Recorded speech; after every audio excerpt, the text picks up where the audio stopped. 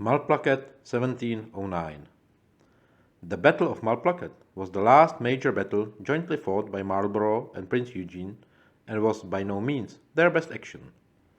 In the spring of 1709 it had appeared that nothing could save France from defeat, but the so-called victory of Malplaquet did little to secure final victory for the Grand Alliance. After the fall of Tournai on 5th September, only the city of Mons lay between the Allies and the road to Paris. Louis XIV ordered Marshal Villars to take any risk to save the fortress, and sent the ancient hero Marshal Boufflers to join France's last army in a desperate bid to avert national disaster. Villars set out to court battle, but, mindful of his great inferiority in numbers, selected a strong position north of the village of Malplaquet for his stand. He placed his flanks in two woods and fortified a gap, dividing them, keeping all his cavalry in reserve. There he awaited the Allied onslaught. Marlborough and Eugene advanced their armies from the direction of Mons, confident of their ability to destroy Villars at their leisure. The plan they adopted was hardly subtle. A series of massed attacks against the French flanks in the woods might induce Villars to weaken his center, through which the Allied cavalry would charge to deliver the coup de grace.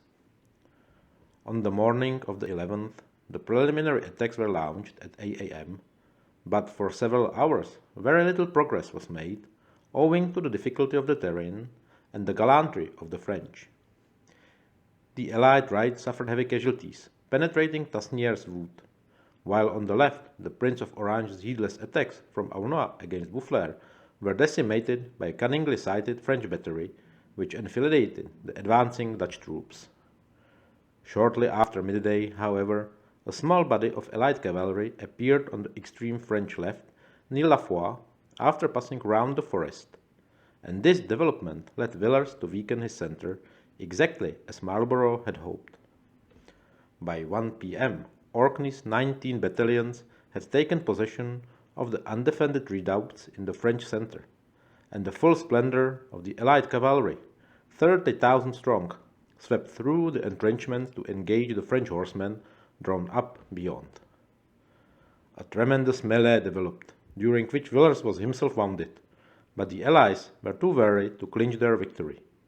Consequently, Marshal Boufflers was able to withdraw the bulk of the French army in excellent order. Allied casualties were horrific. 25% of their effective strength was laid low. But the French had fared far better. Both sides claimed a victory, but the long-term advantages favored the French cause.